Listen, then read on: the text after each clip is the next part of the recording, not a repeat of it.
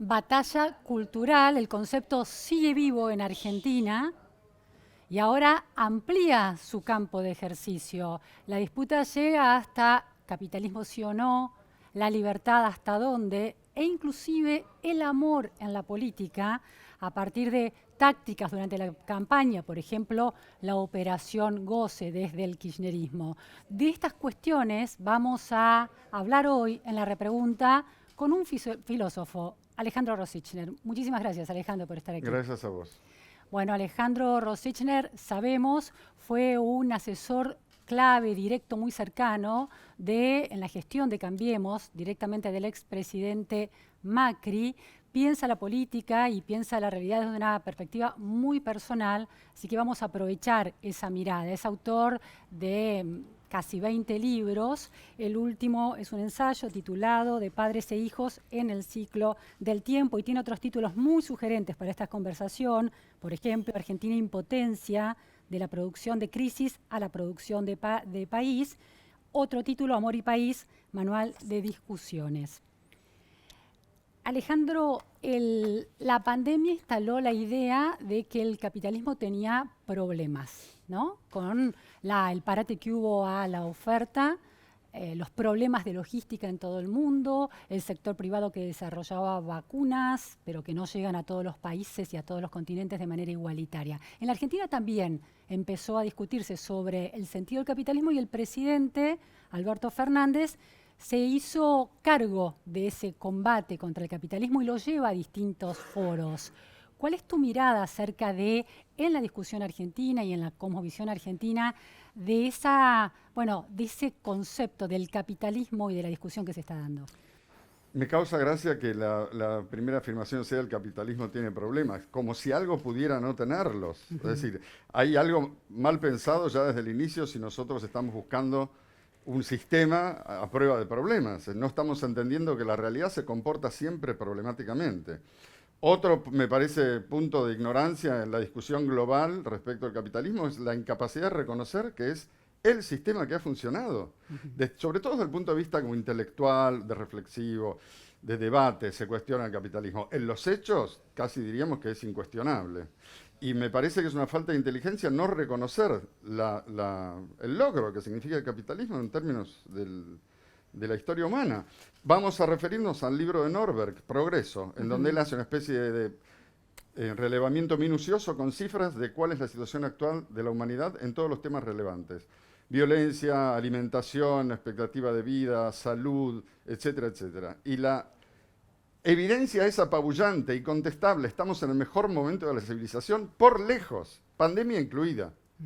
Entonces, la pregunta, no es opinable, digamos. Si vos ves las cifras, ves lo que era la vida hace 100 años, la cantidad de muertos, de hambre que había en el planeta, de pobreza, en todos lados es una mejora increíble. Steven Pinker tiene la misma posición. Bueno, pero nosotros seguimos preguntándonos, o más bien sintiendo, que esto no da para más. Nosotros los argentinos. Nosotros no me voy a hablar. Ahí los argentinos estamos incluidos, me parece, en el contexto de la occidentalidad o no sé, de la humanidad será. Porque Norberg también incluye en el libro una frase buenísima que dice algo así como una cita, ¿no? La juventud ya no le da bola a los mayores, nadie nos escucha, los valores se han perdido. Y la cita es del siglo III a.C. Ajá. Entonces, ¿qué revela eso? Que hay una especie de tema o de característica estructural de la mirada humana que genera esa sensación de disconformidad o de desconfianza respecto del disvalor de lo que se está viviendo.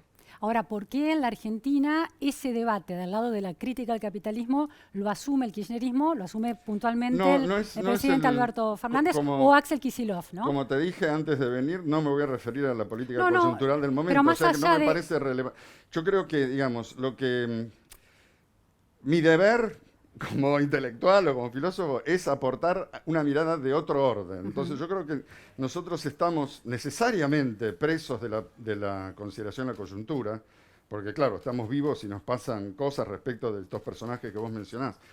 Pero creo que debemos en algún momento dar el paso de mirar desde otra perspectiva, de abrir un poco el campo de consideración.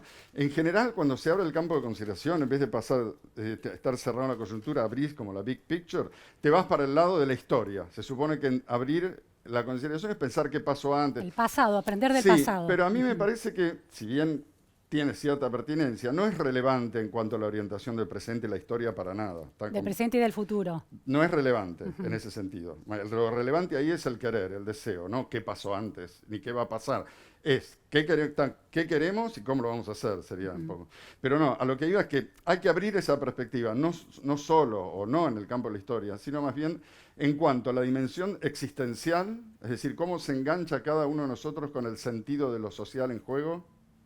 Y por el otro lado, por una consideración más amplia de la vida. Yo sé que estoy diciendo como cosas un poco No, lo que sacadas pasa, del lugar, no sé, pero me parece que ese es el aporte que tiene que hacer alguien. ahora, si uno lo lleva al territorio de un país, eso está encarnado en mediaciones políticas. Entonces, no hablemos de nombres propios, pero sí hablemos de visiones diferentes, de problemas o de debates que se dan en todo el mundo, como Bueno, del capitalismo. bien. No es Juntos por el Cambio, no es Juntos el que cuestiona el capitalismo y sí es el kirchnerismo. ¿Qué significa no, eso? no sé, eso te digo, no me voy a meter en ese punto. Pero lo que sí podemos agregar, discúlpame que te decepcione, pero así como es revaliosa la referencia a capitalismo, anticapitalismo como una de las figuras del debate, otra que podemos incorporar que es útil, es esta distinción entre una política de lucha y una política de desarrollo, en donde hay gente que piensa la política como un enfrentamiento permanente con alguien a quien hay que derrotar, y otros grupos políticos que piensan a la política más bien como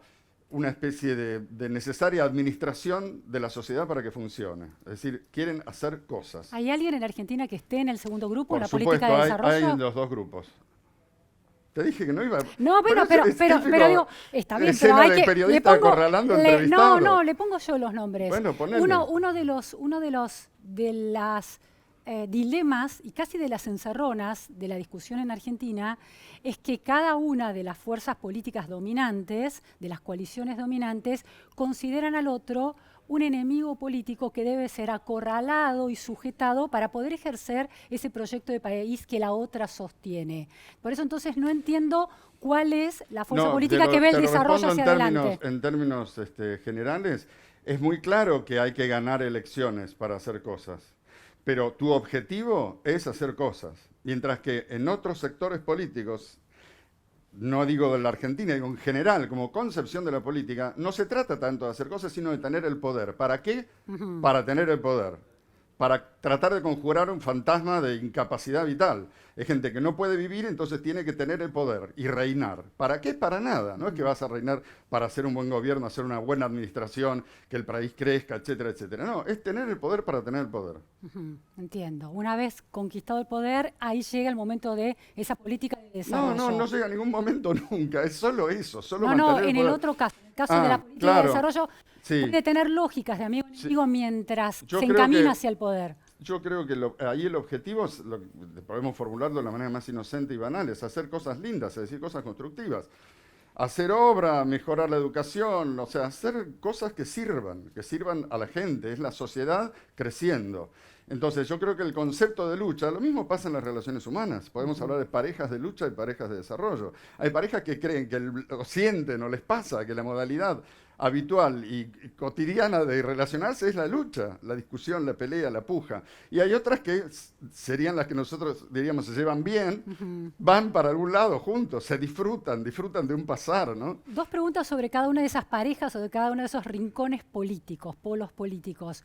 En relación a esa cosmovisión que tiene a la política de desarrollo en su eje y piensa en solucionar problemas y eventualmente generar una vida amable y sustentable en esa amabilidad, ¿no está eludiendo de alguna manera un problema central de la política, que es el conflicto? No, precisamente. El conflicto con los que quieren cosas distintas. Estamos en el horizonte de la democracia, en donde se supone que, como diría Nietzsche, la guerra se ha espiritualizado y ya no nos matamos, sino que queremos ganar elecciones. Gran avance del mundo humano. Como normalizar esa bueno, es que eso es la democracia. Eso es la puja. democracia. Lo que pasa también es que después hay que entender que la democracia es como un proceso, no hay una democracia que se instale perfectamente, porque las cosas no sucedan porque uno las diga. Tiene que madurar la realidad, tiene que haber una evolución en los hechos para que las cosas que uno dijo sean posibles. Entonces todos valoramos la democracia. Después hay que ir perfeccionándola. Hay, digamos, por supuesto, fuerzas que quieren más eso y otras que lo quieren menos, me parece evidente. ¿Podría traducirse en una vida política más aburrida de alguna manera, donde no hace un erotismo de la puja constante? Y podría ser, está bien esa idea, porque tal vez podemos también mezclarla con la idea que a mí me gusta de que la política no tiene que ser demasiado central en una sociedad. La sociedad no tiene que estar pensando en eso. Tiene que ser más bien algo que funciona por ahí y funciona. Un poco mejor, un poco peor, pero funciona. Tal vez nosotros u otras sociedades estamos tan pendientes del tema porque se transforma en una especie de obstáculo, de cosas no resueltas. Supongo que se traslada a una posición más lateral cuando se ha logrado cierta eficacia, podríamos decir.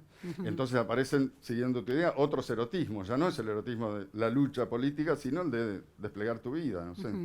Y por el contrario, las fuerzas políticas como el peronismo, como el kirchnerismo, y lo digo yo, no lo decís vos, han encontrado en la diaria disputa por el poder y de la construcción de conflictos una manera de ese erotismo de la política. Bueno, lo que pasa es que ahí creo que tendríamos que abrir el juego para el lado del votante, es decir, A ver. la política no la inventan los dirigentes, es toda una especie de danza en común, ¿no? Hay ciertos interlocutores, ciertos tipos de votos, ciertas formas de ser personas, ciertas, no sé, hay mil maneras de decirlo, ¿no? Eso se suele decir muchas veces con la idea de los valores, que a mí no me gusta la expresión porque lo plantea en términos demasiado abstractos y siempre la retórica de los valores es una cosa un poco impostada, de hacerse el bueno, y me parece que entonces no estamos ahí pensando ni entendiendo mucho nada. Pero si hubiera que hablar de algo en ese sentido, creo que había que pensar de qué manera nuestras formas de vida, nuestras costumbres, el tipo de disfrutes que tenemos van armando una escena política también desde las personalidades, ¿no? ¿Cuál es causa y consecuencia? Claro, es un mare magnum ahí de efectos que se potencian. Es cómodo, por supuesto, decir es solo la dirigencia es responsable. La casta, como dice Milei ahora. Es solo la dirigencia responsable. Después está el otro tema que hay que incluir en la escena, si estamos hablando de todo esto, que es que gobernar es algo que está siempre destinado al fracaso.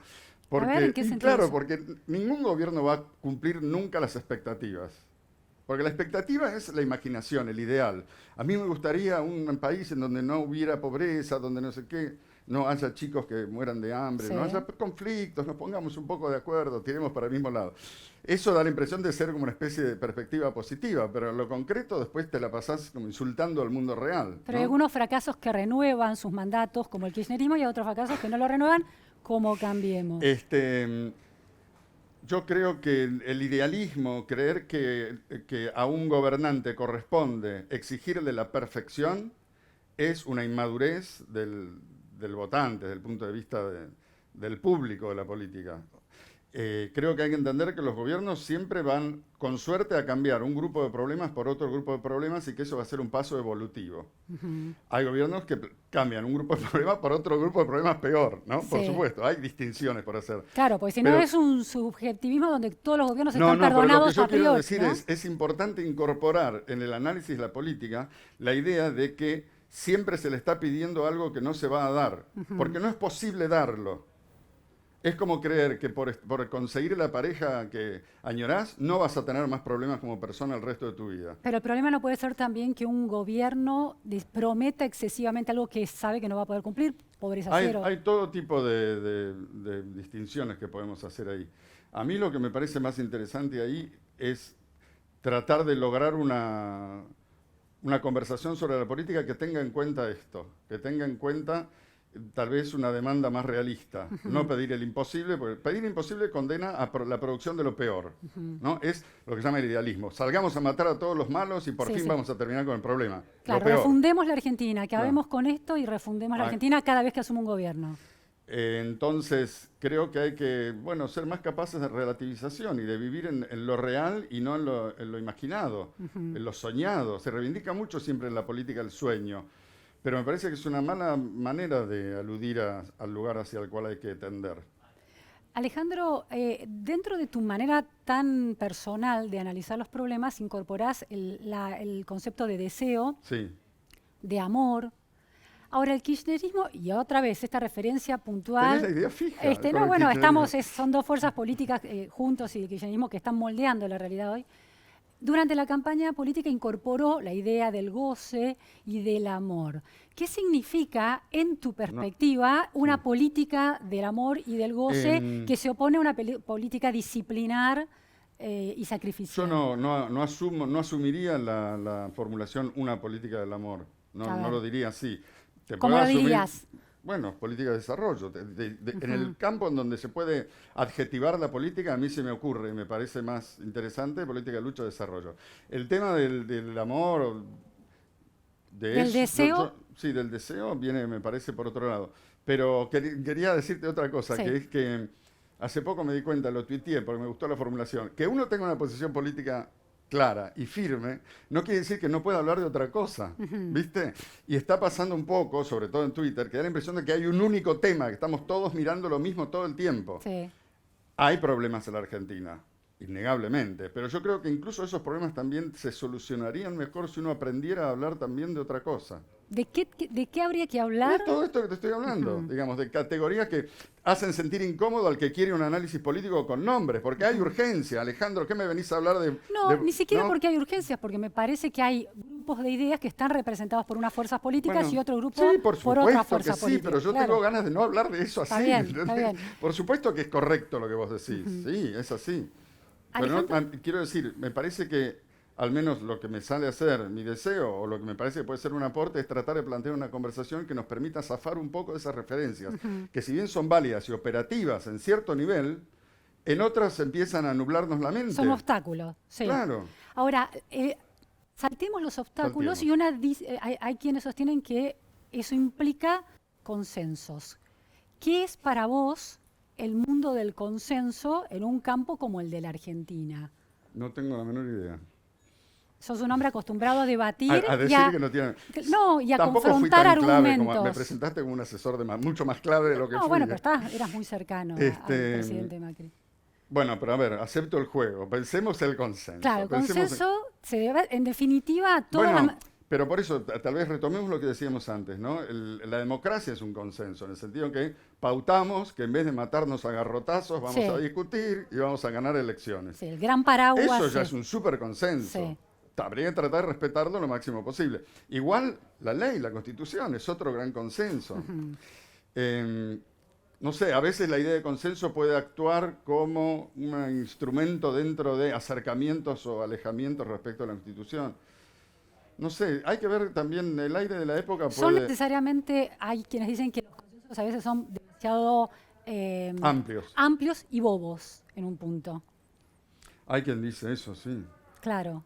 Qué ¿Qué cosa, ¿no? Lo que pensás? dice la Pero gente. digo, ¿cómo se llega a una Argentina que sostenga políticas de Estado con continuidad hacia el futuro si ese concepto está en discusión? No sé. En el mundo de las ideas, cuando debaten quienes se dedican a pensar, por ejemplo, los filósofos, ¿qué implica el consenso? Bueno, podemos tal vez, para abrir la cuestión, hay consensos explícitos y hay consensos de vida, ¿no? Por ejemplo, Ujú, la sociedad argentina tiene un nivel muy alto de confrontación, pero no nos estamos matando, ujú. ¿no? O sea, respecto de décadas pasadas, Claro. eso es un avance, no es que no aprendimos nada. Quedan otras cosas por aprender. Pero bueno, yo creo que tiene mucho valor, incluso para entender la escena que vos estás, a la que me estás llevando de la situación argentina.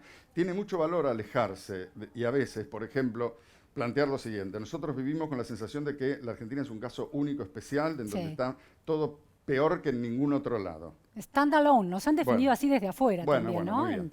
Ahora yo te Sí, planteo la siguiente reflexión. Toda sociedad tiene sus problemas. sí. Toda sociedad la pasa bien y la pasa mal.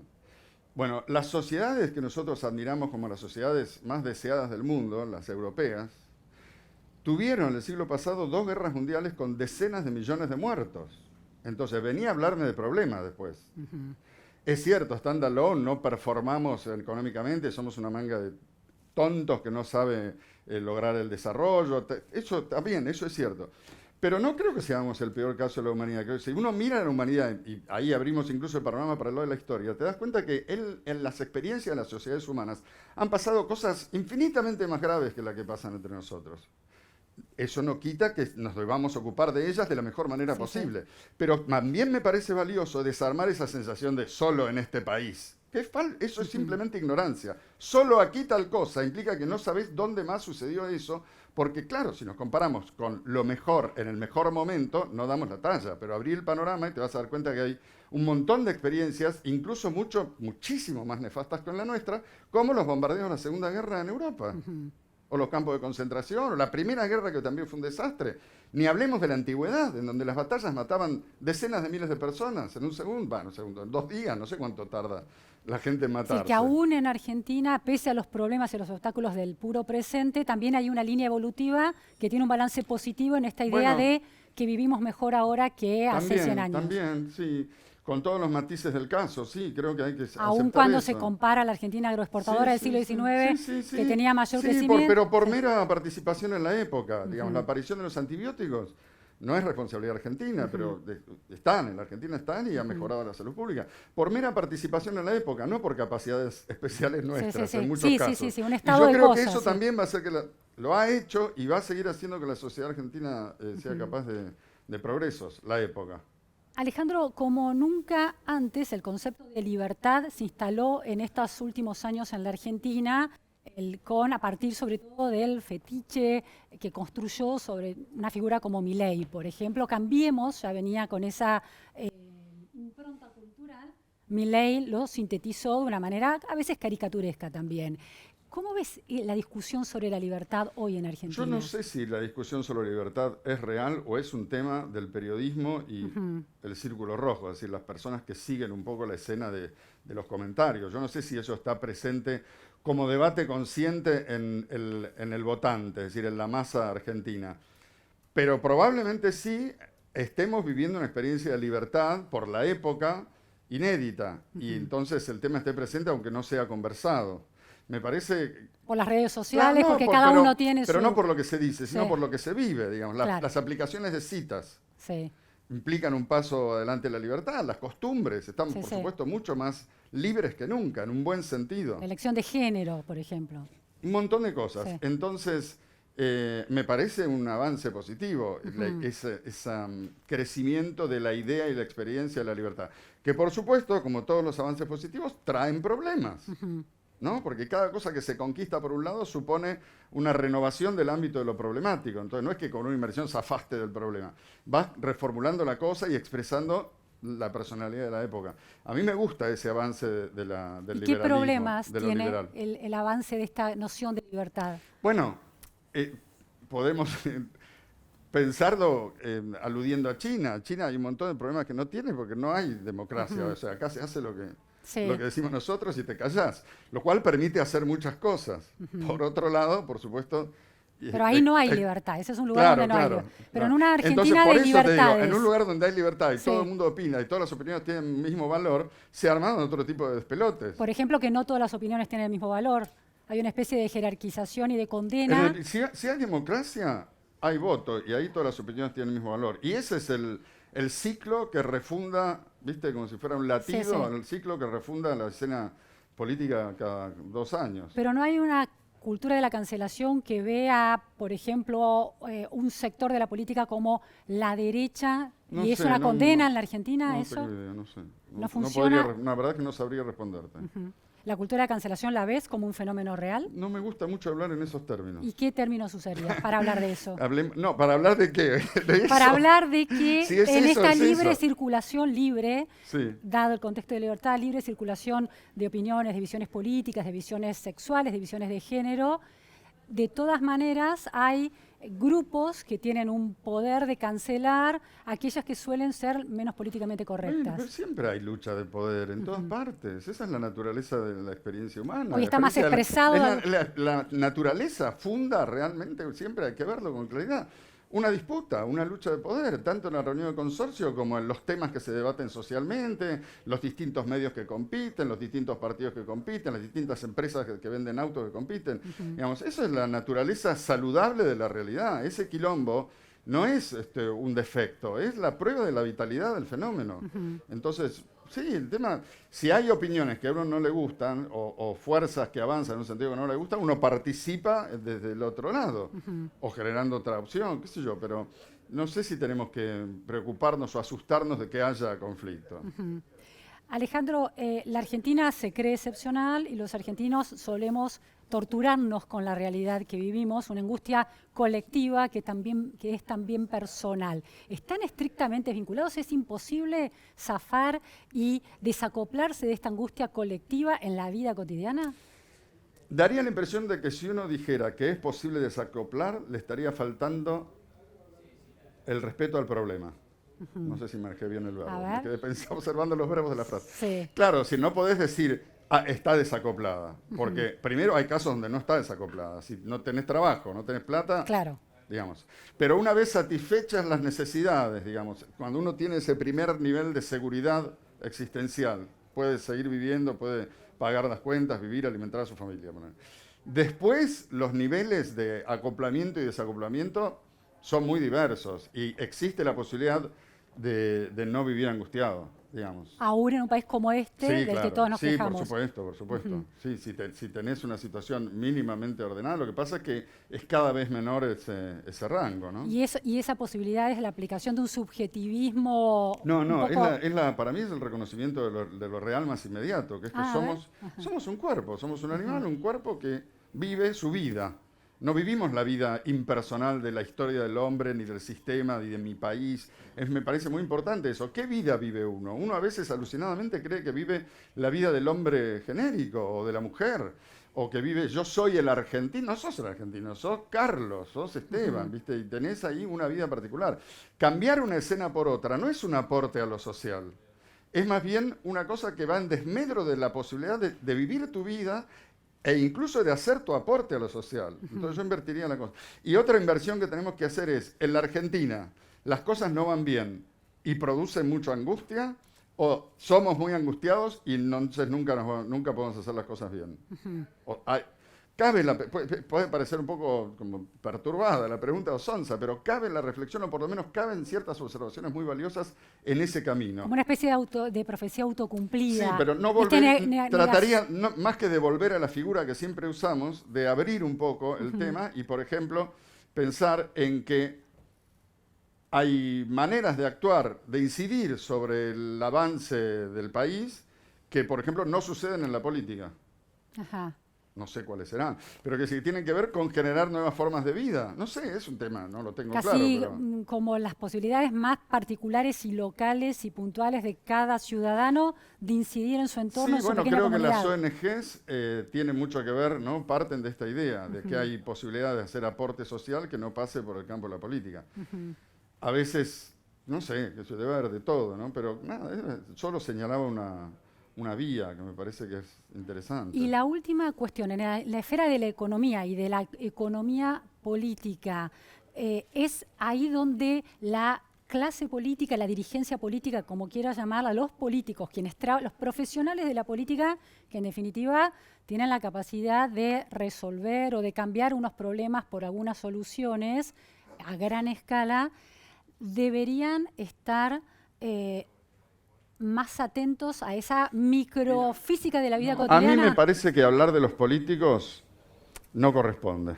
¿Por qué? Y porque hay políticos y políticos muy diversos. Y no hacer esa distinción en la Argentina. Hay políticos que hacen eso, que están mirando soluciones concretísimas. Sí, por supuesto. Entonces la pregunta es sobre los votantes. La poca paciencia de los votantes cuando los gobiernos han aportado algunas soluciones, pero no todas, deberían replanteárselo. Decir, es una formulación que suscribiría, sí. Bien, bueno. Muchísimas gracias, no, Alejandro gracias a vos y disculpá por abrir estas puertas. Disculpá mis gambetas. Está muy bien, es muy interesante. Gracias. Gracias a vos. Esto fue todo en la repregunta. Muchas gracias.